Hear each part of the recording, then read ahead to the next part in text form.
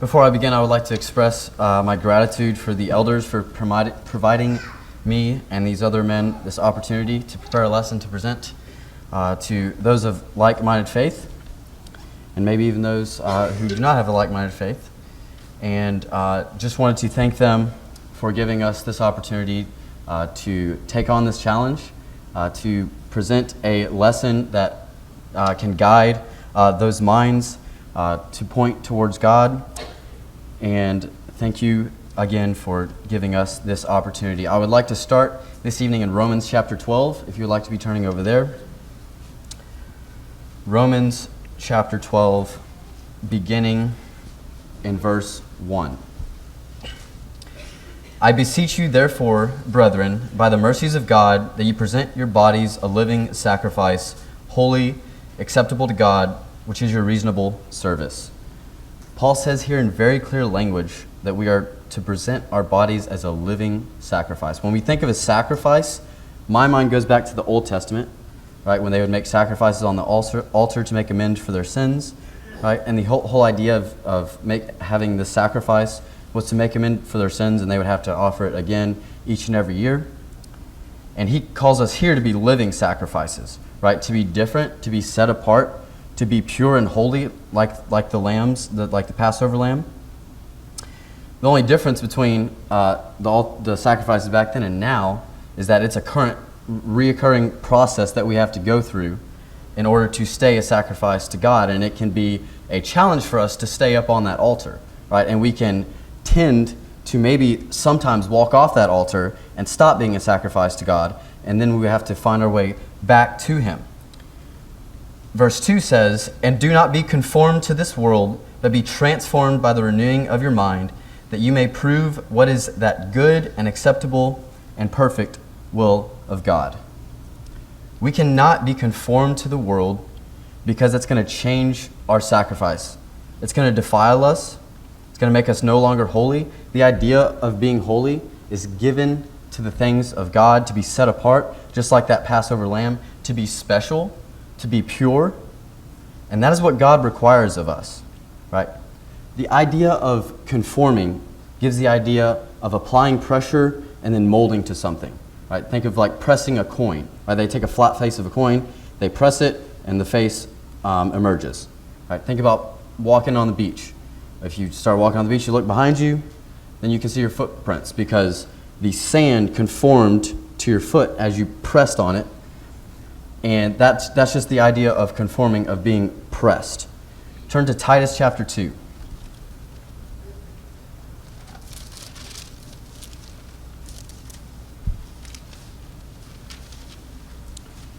Titus chapter 2, verses 11 through 14. "For the grace of God that brings salvation has appeared to all men, teaching us that denying ungodliness and worldly lust, we should live soberly, righteously, and godly in this present age, looking for that blessed hope and glorious appearing of our great God and Savior, Jesus Christ, who gave himself for us, that he might redeem us from every lawless deed and purify himself, his own special people, zealous for good works." God requires in everything that we do in our lives, that we go through, that we are not changed, that we stay, verse 14, that special people, that peculiar people, zealous for good works. We cannot conform to the pressures, the influences, and the things of this world if we want to stay set apart and holy to God. Turn to John chapter 17.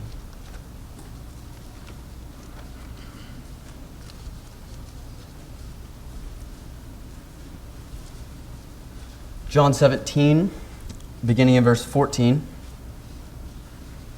"I have given them your word, and the world has hated them because they are not of the world, just as I am not of the world. I do not pray that you should take them out of the world, but that you should keep them from the evil one. They are not of the world, just as I am not of the world. Sanctify them by your truth. Your word is truth. As you sent me into the world, I also have sent them into the world, and for their sakes I sanctify myself, that they also may be sanctified by the truth." In this passage, we see that peer pressure And just the pressure of the world and the influence is something that we're going to have to learn to deal with. It's not something that we can just eliminate. We can't just move to this magical place where we don't have to deal with it at all. It is something that we will have to go through. But to illustrate, I think going back to Romans 12, what Paul is really pushing there is that we've got to be able to change ourselves inwardly to balance out the outside pressures of the world and to equalize the pressures. The best way I can illustrate that is think about diving into the depths of the sea, right? Before we had these drones that could do it for us and just go down there and find all this stuff, say in like sunken ships, they would, I'm sure you've seen them before, they would have these big, super heavy metal suits these guys would get into, right? Go down to the depths, examine stuff, just look for different things they could find for historical purposes. And the idea of being able to go down there, because with the water, it becomes a great pressure and force that would compress our bodies and our skeletal system. We couldn't handle that. But the idea is that the suit balances out the outside pressure. So with all the pressure of the water going hundreds of feet down would normally cave in, like on our bodies, the suit balanced out that pressure and would push back on the force of the water. And that is how we should be as Christians. That's how we should approach counteracting the pressures of the world.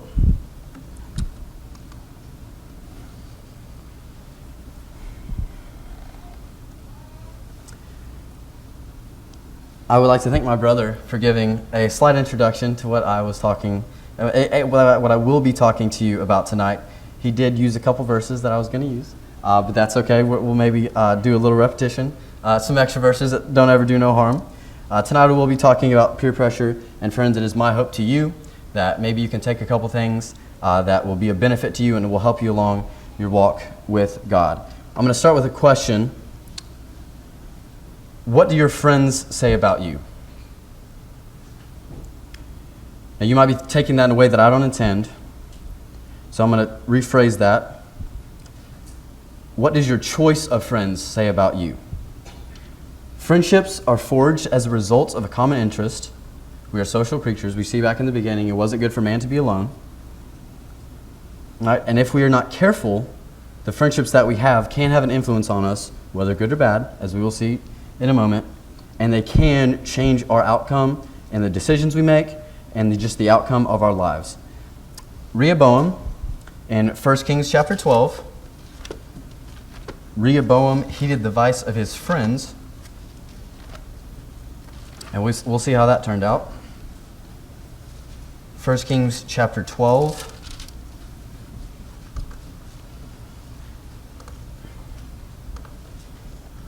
And in verse 8 says, "But he rejected the advice of the elders he had given him and consulted with the young men who had grown up with him, who stood before him." And for time's sake, we won't read that whole passage, but I think we know this story well. What ended up happening after he followed the advice of his friends is the kingdom split. His kingship was cut way short. He was the son of Solomon, the wisest man in the world. It seemed to me like he probably would have had a pretty good life, had a good kingship. But because he heeded the advice of his friends, his kingship was cut short. Next, we see Pilate in John chapter 19.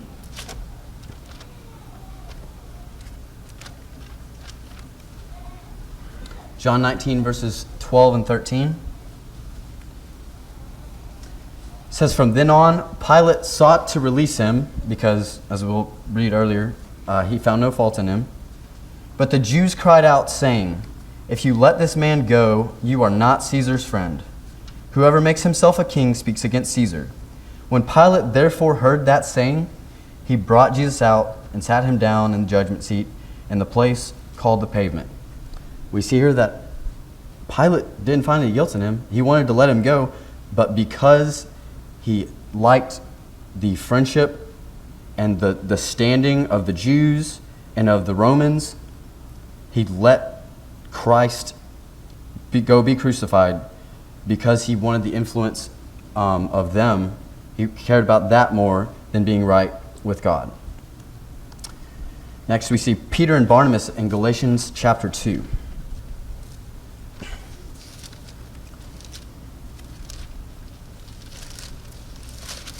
Galatians chapter 2. beginning in verse 11. Now when Peter had come to Antioch, I withstood him to his face, because he was to be blamed. For before certain men came from James, he would eat with the Gentiles, but when they came, he withdrew and separated himself, fearing those who were of the circumcision. And the rest of the Jews also played the hypocrite with him, so that even Barnabas was carried away with their hypocrisy. We see here that Peter and Barnabas, even Peter, an apostle of Christ, he feared, in verse 13, those who were of the circumcision. He would rather be on good standing with them than doing pleasing God, and he allowed himself to slip there, and so did Barnabas, the son of encouragement. He even was led away in that.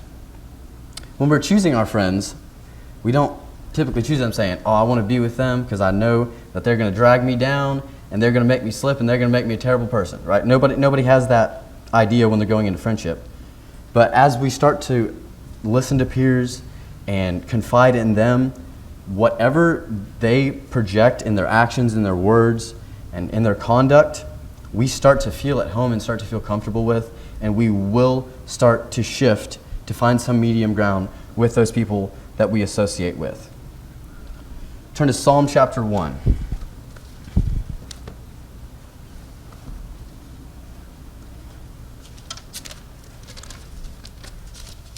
Psalm chapter 1, beginning in verse 1, we'll read 1 through 3. Blessed is the man who walks not in the counsel of the ungodly, nor stands in the path of sinners, nor sits in the seat of the scornful. But his delight is in the law of the Lord, and in his law he meditates day and night. He shall be like trees planted by rivers of water that brings forth its fruit in its season, whose leaf also shall not wither, and whatever he does he shall prosper. I want to highlight verse 1 that Dryson did touch on a little bit. I want to elaborate a little bit more on that. He gives us 3 things that we are blessed if we do not do them. First one is walking in the counsel of the ungodly. These would be people that maybe we know their names, they know our names, but we really don't spend that much time around them. Maybe those at school or at work, and we don't have much association with them. Those who stand in the pathway of sinners. Standing has the idea, the Hebrew word is amed there, which means to establish or to stay, right? And this is more than just people that we see in those situations. It's those who we start to hang around, right? To stand, to stay with, right? We may start to prefer to be around them and hang around them for various reasons because we have some common interest there, right? As we saw in John earlier, we are to be in the world but not of the world. Right? If you're standing in the way of sinners, then you can start to change your mind a little bit, maybe on some of their things that maybe they're not doing right. Oh, I like this person, so they have a filthy mouth. They really should clean that up, but it's okay. I'm not going to be led away by that. I'm not going to use filthy language. It's okay, and we can start to get comfortable being around that. Right? The term used. It's a term of old, right? Birds of a feather flock together, right? Friendships are forged or based on a common interest. When is the last time you saw a cardinal flying with a vulture, right? When's the last time you saw a hawk nesting with a pigeon, right? It doesn't happen. To use a farm term here, when you think of pigs, what do you think about? So people think, oh, bacon. Well, that's not what I'm talking about. All right. A characteristic of pigs is that they like to wallow in the mud. Right? Have you ever seen a lamb go wallow in the mud? Why? Because this is a very simple observation, but pigs feel at home. They feel comfortable wallowing in the mud. Lambs do not. And so if we kind of get this concept, we understand that if we make a spiritual application to it, that Christians should not feel home in the pathway of sinners. Third one is nor sits in the seat of the scornful. Sitting in the seat of the scornful, giving the idea of to remain or to dwell in this process. Getting behind my slides. This process start by just these people being in regular situations that we were already in, and then it moved into starting to hang around them, and then now we're doing exactly what they do, and maybe they mock God and they scoff at him and think that they're just this great thing, and that they act like God doesn't even exist. Right? Once we reach this point, we're at a very dangerous place. Right? And if we have fellowship with God mockers, right, we can start to no longer desire relationships with Christians. We can start making excuses of why we don't want to go hang out with our brothers and sisters. We can start missing worship services. We can maybe still be going to worship services, but right after it's over, we just shoot right out to the parking lot and leave. Right? And I just want to make the point here that I'm not saying that you cannot have a relationship or friendship with those of the world, but there's a difference between having a relationship with somebody who has similar ideals to you, that believes that there is a creator, that we will be judged at one time, when we die at the end of time, and being with someone who's a God mocker and that acts like God's not even in existence and blatantly defiles himself in front of everybody. I just wanted to establish that difference. All right, there are people in the world who have a biblical perspective, knowing that there is a God, and they do try to pattern their lives after morality. So I just want to make the point here that it is very important that we choose our friends carefully, because they can lead us down a path that we never thought we would be there, and we could be comfortable with things that we never thought we would be comfortable with. Friends are people that we like to spend time with, people who we choose to spend time with, right, based on a common interest or benefit. So we might say, oh, well, I got some casual friends that's not a huge danger zone. You know their name, they know yours, right? And then you have a tighter circle that you might call your family friends. Maybe there's a bloodline relation, all right? Your inner circle, those whom you talk with regularly, those whom you confide in. I hope you can see that no matter who those friends are, it's very crucial that we are careful who we spend our time with and who we allow to influence our lives. Any study on friends or company, I will venture to say, doesn't do any good if we can't answer this question. All right. Would you be willing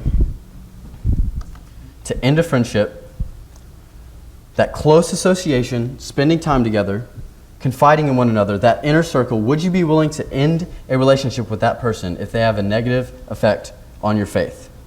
If your answer is no, I don't think I can do that. I don't think no matter how much they're affecting me, I need to be there for them. Right? You think, how many have said that?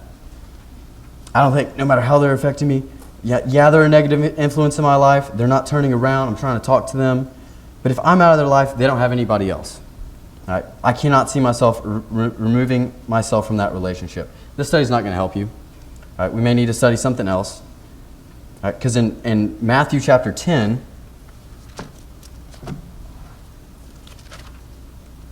starting in verse 34, Jesus says, "Do not think that I came to bring peace on earth. I did not come to bring peace, but a sword. For I have come to set a man against his father, a daughter against her mother, and a daughter-in-law against her mother-in-law." This is what we call in verse 34 the not but figure, or an idiom, because Jesus did come to bring peace, but not always would peace be possible. And sometimes it would even have to be a sword. Verse 35, "I've come to set a man against his father, a daughter against his mother, and a daughter-in-law against her mother-in-law." Sometimes, as Jesus is saying here, Jesus is bringing something that might even separate the closest of people.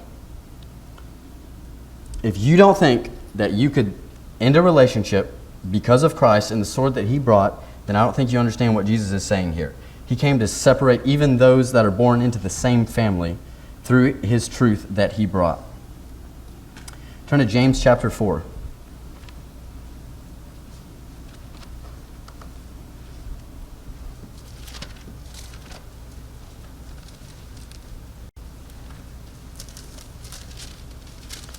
James 4 and verse 4. This is a very interesting text. "Adulterers and adulteresses, do you not know that friendship with the world is enmity with God?" And right there people go, all right, friendship with the world, enmity with God. Pretty simple. "Whoever, therefore, wants to be a friend of the world makes himself an enemy of God. What's interesting about this verse is everyone agrees that it's true, but not many want to believe that it applies to their situation, to their relationship. They think, oh, now I know there's someone out there who's getting too close to the world. They need to be careful because they might lose their association with God. That's not something that's going to happen to me. All right, I'm strong enough. I can handle it. Turn to 2 Corinthians chapter 6.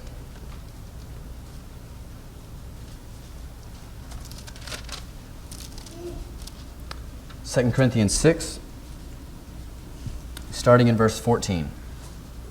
It reads, "Do not be unequally yoked together with unbelievers, for what fellowship has righteousness with lawlessness, and what communion has light with darkness, and what accord has Christ with Belial, or what part hath a believer with an unbeliever?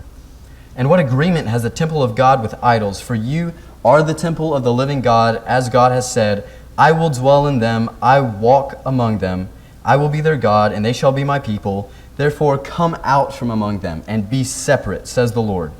Do not touch what is unclean, and I will receive you. I will be a father to you, and you shall be my sons and daughters, says the Lord Almighty." God's kind of saying here, you might have to choose them or me. I'll ask the question again, would you be willing to end a friendship, that close association, spending time with one another? Would you be willing to end that if they have a negative effect on your faith? Talking about peer pressure, it gives the idea of being pressured by those whom you deem your peers. All right? I was homeschooled, so I was never in high school, but I'll give this illustration anyways.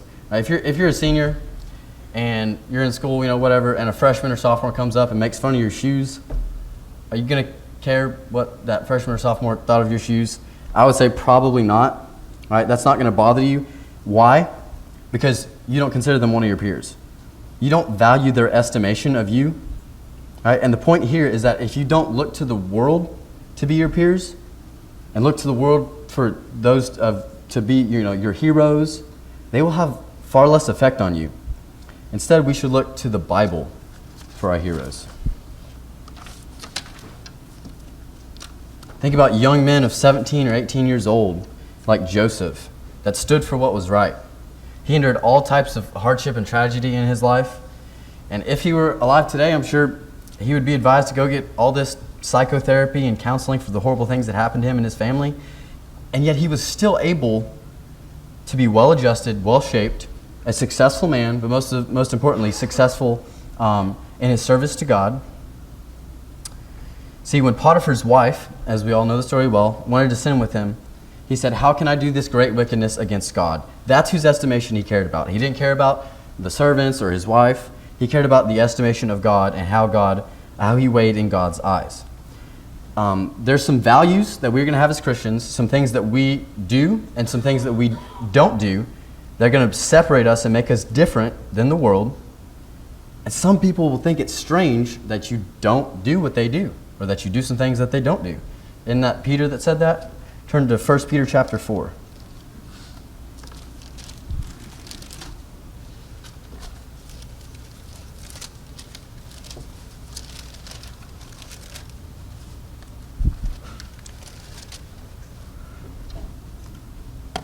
First Peter 4 and verse 4. In regard to these, they think it strange that you do not run with them in the same flood of dissipation, even speaking evil of you. Sometimes you're not going to be held in high esteem in the mind of those of the world. We've got to stop trying to be friends with the world and stop caring about what they think about us. We need to realize that we need to be held in God's estimation, not of our own. Turn to Proverbs 23.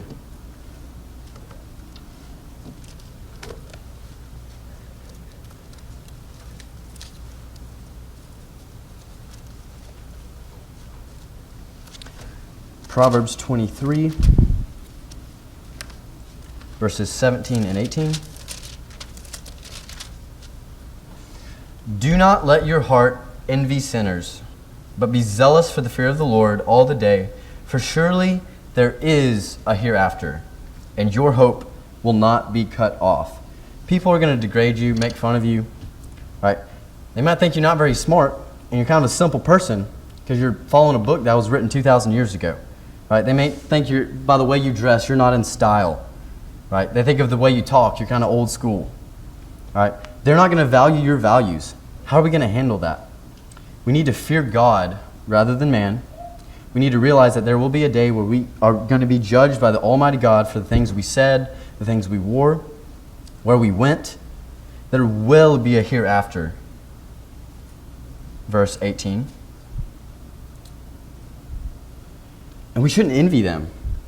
Right? Don't make them our heroes. If we would care more about the judgment of God, then we would care less about the judgment of men. I would also like to make the point that peer pressure can be a good thing. If we look to the right people as our peers, then the right people will apply the right pressure. Even if you're the right kind of leader, then you can put pressure on your friends in a positive way. I hope that I'm putting some pressure on some maybe younger men today, right? That maybe they can look to me and look to these other men and say, maybe I can go do that one day. Isn't that a positive thing? To go proclaim the Word of God? That's what we call encouragement and exhortation. All right. Turn to Hebrews chapter 12.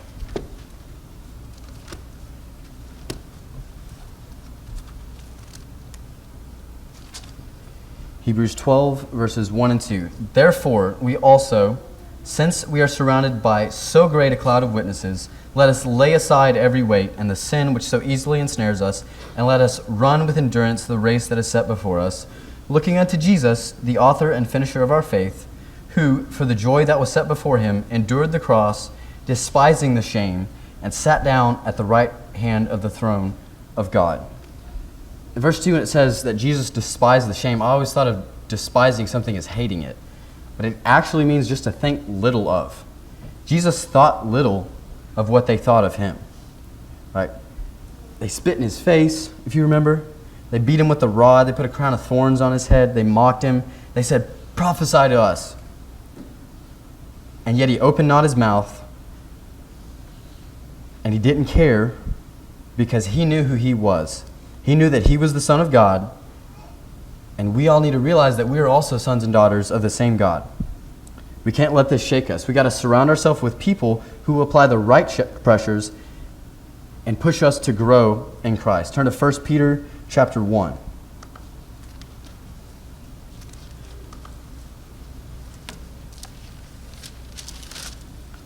1 Peter 1, verses 15 and 16. But as he who called you is holy, you also be holy in all your conduct. Because it is written, be holy, for I am holy. Turn to 1 John chapter 3.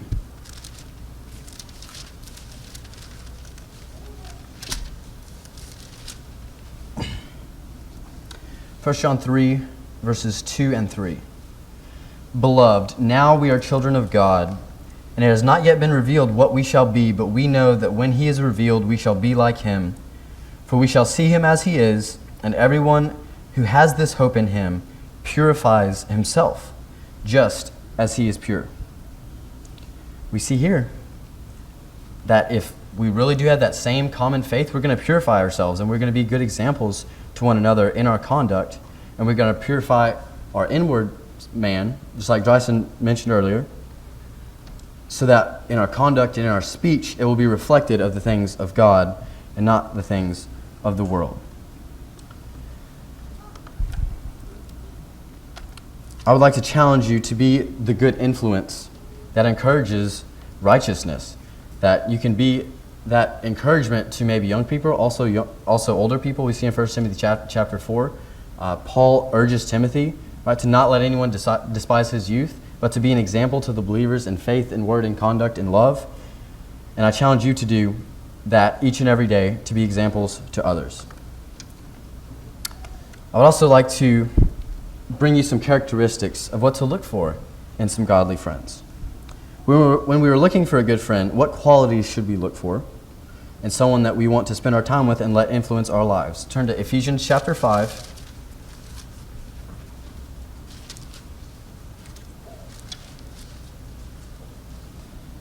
Ephesians 5, beginning in verse 7. Therefore, do not be partakers with them, for you were once darkness, but now you are light in the Lord. Walk as children of light.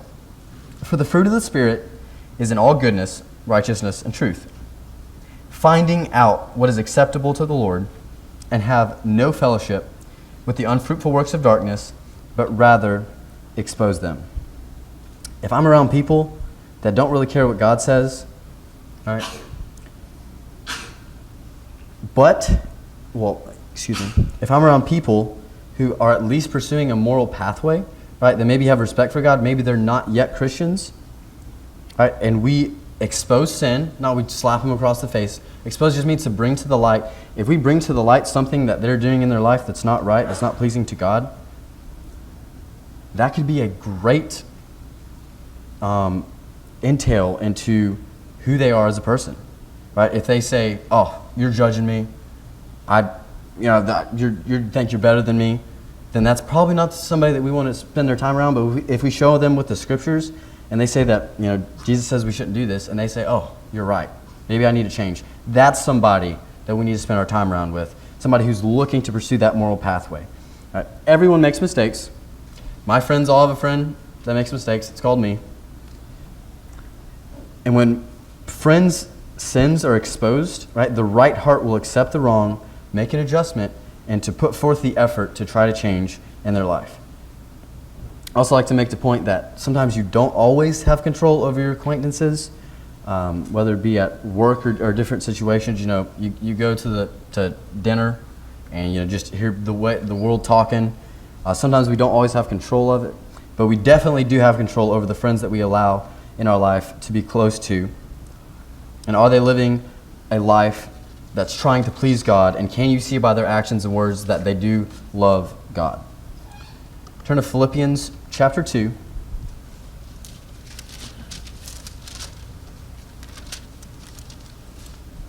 Philippians 2 and verse 3. Let nothing be done through selfish ambition or conceit, but in lowliness of mind, let each esteem others better than himself. Let each of you look out not only for his own interest, but also to the interest of others. Although some of our closer friends might not yet be Christians, there are characteristics like this that we should be looking for. They should be willing at times, as well as we should, to maybe swallow our pride and go in the direction of your preference, not in regards to sin, but in their preference because they respect you and they want to deem others higher than themselves. There will be times when maybe they do something that's spiritually immature, right? Or maybe you do something spiritually immature, and they would have to be willing to swallow their pride or their self-conceit, right? To put forth something, make an adjustment in their life to show that they really do love God and they do respect you, bringing it to their attention, and they do care about you. And if they don't respect you, they're not going to care about the gravity of your words, and they're not going to be willing to listen. This is a great sign of a good friend to look for, giving preference to the other person. Also, someone who is honorable to God and others and has what I would like to convey it as a self-respect. Right? We've all used this term self-respect. What does this actually mean? It doesn't mean that you love yourself. Right? There's plenty of people that love themselves and they want to put themselves first and everything. They're very self-centered. Everything's about me. But that's not what it means to have self-respect. Self-respect is not just about doing things for me. It's about being the right kind of person and wanting those around me to help me out to be that kind of person because they want to make an impact on people's lives and they want to be the best that they can be. That's what self-respect means. To live in a respectable way, to be honorable to the people around me in everything that you do. To illustrate this, let me show the opposite of this. Turn to 2 Timothy chapter 3.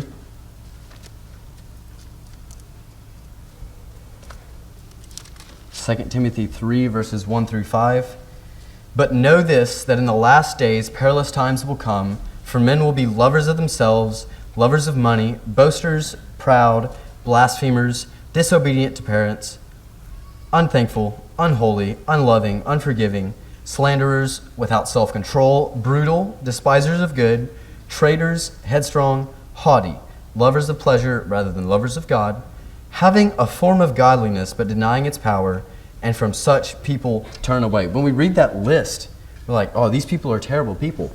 Verse 5 that said they still have a form of godliness, right? But they deny its power.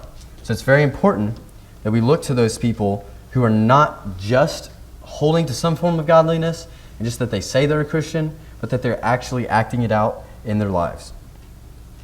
Turn to Ephesians chapter 4.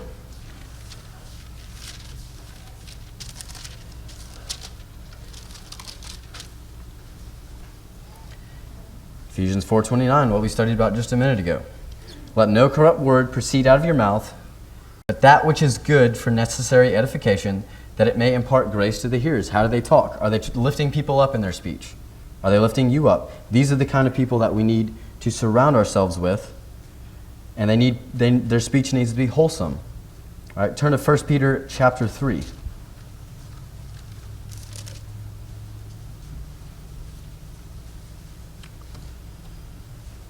1 Peter 3, beginning in verse 8. Finally, all of you, be of one mind, having compassion for one another, love as brothers, be tender-hearted, be courteous, not returning evil for evil or reviling for reviling, but on the contrary, blessing, knowing that you were called to this, that you may inherit a blessing. For he who would love life and see good days, let him refrain his tongue from evil and his lips from speaking deceit. Let him turn away from evil and do good. Let him seek peace and pursue it. For the eyes of the Lord are on the righteous, and his ears are open to their prayers, but the face of the Lord is against those who do evil. All right, we are called to not do some of the things of the world, right? To not rebel against one another, to not give evil for evil. And we can see if they don't do this in their life, these are the people that we want to surround ourselves with, because they will encourage us to do the same. So hopefully tonight you've seen that we have to be very careful who we spend our time with. And my final point is that they need to bear good fruit. Right? And if they do not bear good fruit, and you think, oh, I'm strong enough, it's not going to affect me, I can handle it. Right? I hear the language, it bounces off, I can direct my eyes, I can still conduct myself in a way that would please God and still spend my time around them. Be not deceived. Turn to 1 Corinthians 15.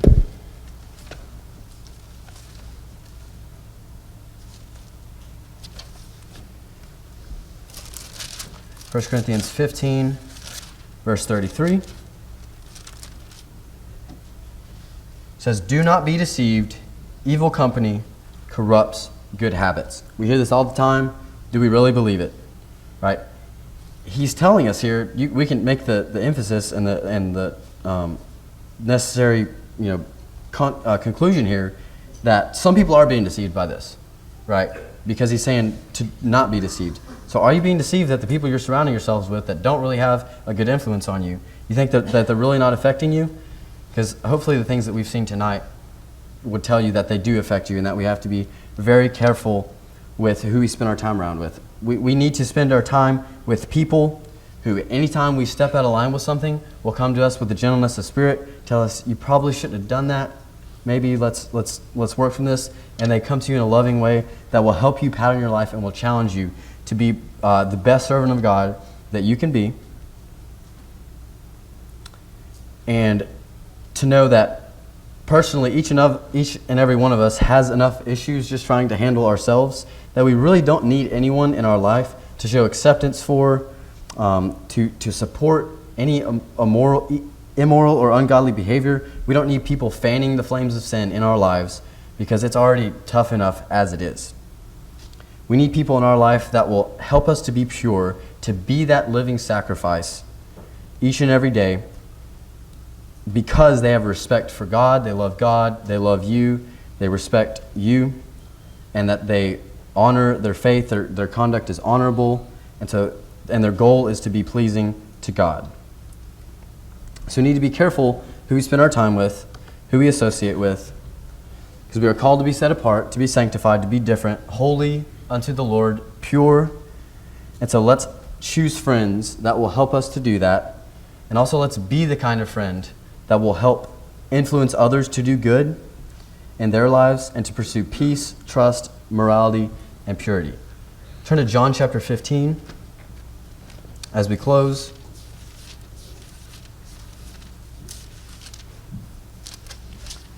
John 15, beginning in verse 13. We'll start in verse 9. As the Father loved me, I also have loved you. Abide in my love. If you keep my commandments, you will abide in my love, just as I have kept my Father's commandments and abide in his love. These things I have spoken to you, that my joy may remain in you, and that your joy may be full. This is my commandment, that you love one another as I have loved you. Greater love has no one than this, than to lay down one's life for his friends. You are my friends, if you do whatever I command you. No longer do I call you servants, for a servant does not know what his master is doing, but I have called you friends. For all things that I have heard from my Father I have made known to you. You did not choose me, but I chose you and appointed you that you should go and bear fruit, that your fruit should remain, that whatever you ask the Father in my name, he may give you. These things I command you, that you love one another. Have you found a friend in Jesus in your stage in life? Right now, he says that he's not going to be our master and we're his slave. He wants to be our friend. He wants to be the one who intercedes for us. Have you found him in your life? He laid his life down for you and then took it back up again, ascended to that point on high, and he wants to be there for us to help us through life. He wants to be there to help us along our journey. May I urge you tonight, if you have not found Jesus, to find him. If you're not a Christian, you don't have the best friend that you could have. He is waiting to be your friend if you will but obey him and do his will, put to death that old man, maybe the things that you've been doing in your life that you shouldn't be doing, right? Put that to death and to rise from the waters of baptism cleansed, ready to walk in a newness of life, ready to serve him in everything you do. If there's anything that we can do for you tonight, this evening, to help you out in your walk with God, I ask that you come forward now as we stand and sing.